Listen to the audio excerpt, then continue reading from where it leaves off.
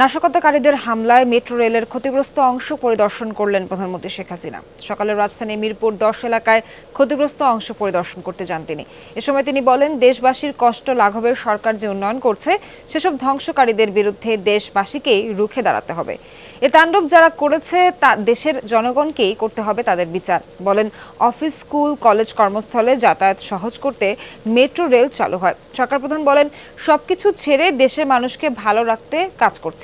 প্রশ্ন তোলেন, মানুষের জীবনকে সহজ করে দেয়া স্থাপনাগুলো ভেঙে দেয়া কোন ধরনের মানসিকতা? বলেন, যে ধ্বংসযজ্ঞ চালানো হয়েছে এটা বিশ্বাস করা কঠিন। কোটা আন্দোলনকারীদের ধৈর্য ধরার আহ্বান জানান তিনি। বলেন, তাদের কর্মসূচির সুযোগ নিয়ে ধ্বংসযজ্ঞ চালানো হয়েছে। তাদের দাবি অনুযায়ী আদালত রায় দিয়েছে, সেভাবে প্রজ্ঞাপনও হয়েছে। তাহলে কেন এখনো আন্দোলন তোলেন সে প্রশ্ন। শুক্রবার ও শনিবার কোটা সংস্কার আন্দোলনের মাঝে ব্যাপক ভাঙচুর চালানো হয় মেট্রো রেল স্টেশনে। আবার কর্মস্থলে পৌঁছানো, আবার ফেরত আসা দীর্ঘ সময় লাগবে। যেই কষ্ট আমি লাঘব করতে চেয়েছি, এই কষ্ট আবার যারা সৃষ্টি করলো তাদের বিরুদ্ধে আপনাদেরই রুখে দাঁড়াতে হবে, দেশবাসীকেই রুখে দাঁড়াতে হবে। বিচার তাদের করতে হবে।